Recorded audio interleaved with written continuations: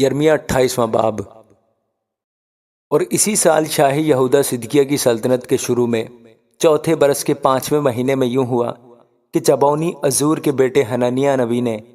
خداوند کے گھر میں کاہنوں اور سب لوگوں کے سامنے مجھ سے مخاطب ہو کر کہا، رب الفاج اسرائیل کا خدا یوں فرماتا ہے کہ میں نے شاہ بابل کا جوا توڑ ڈالا ہے۔ 2 ہی برس کے اندر میں خداوند کے گھر کے سب ظروف جو شاہ بابل نبوکدنضر اس مکان سے بابل کو لے گیا، اسی مکان میں واپس لاؤں گا۔ شاہ یہودہ یکونیہ بن یہویاکیم کو اور یہودہ کے سب اسیروں کو جو بابل کو گئے تھے پھر اسی جگہ لاؤں گا، خداوند فرماتا ہے، کیونکہ میں شاہ بابل کے جوئے کو توڑ ڈالوں گا۔ تب یرمیہ نبی نے کاہنوں اور سب لوگوں کے سامنے جو خداوند کے گھر میں کھڑے تھے حنانیہ نبی سے کہا، ہاں یرمیہ نبی نے کہا، آمین، خداوند ایسا ہی کرے۔ خداوند تیری باتوں کو جو تو نے نبوت سے کہیں پورا کرے کہ خداوند کے گھر کے ظروف کو اور سب اسیروں کو بابل سے اس مکان میں واپس لائے۔ تو بھی اب یہ بات جو میں تیرے اور سب لوگوں کے کانوں میں کہتا ہوں سن۔ ان نبیوں نے جو مجھ سے اور تجھ سے پہلے گزشتہ زمانہ میں تھے بہت سے ملکوں اور بڑی بڑی سلطنتوں کے حق میں جنگ اور بلا اور وبا کی نبوت کی ہے۔ وہ نبی جو سلامتی کی خبر دیتا ہے، جب اس نبی کا کلام پورا ہو جائے تو معلوم ہوگا کہ فی الحقیقت خداوند نے اسے بھیجا ہے۔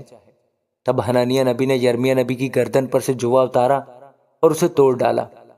اور حنانیہ نے سب لوگوں کے سامنے اس طرح کلام کیا کہ خداوند یوں فرماتا ہے کہ میں اسی طرح شاہ بابل نبوکدنضر کا جوا سب قوموں کی گردن پر سے 2 ہی برس کے اندر توڑ ڈالوں گا۔ تب یرمیہ نبی نے اپنی راہ لی۔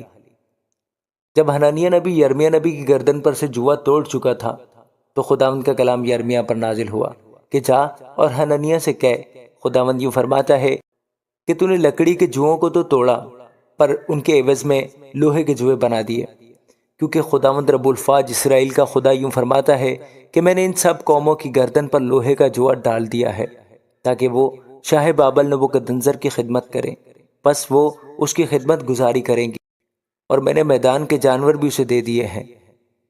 تب یرمیہ نبی نے حنانیہ نبی سے کہا، اے حنانیہ اب سن، خداوند نے تجھے نہیں بھیجا لیکن تو ان لوگوں کو جھوٹی امید دلاتا ہے،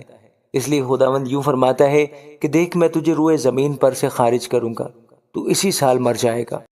کیونکہ تو نے خداوند کے خلاف فتنہ انگیز باتیں کہی ہیں۔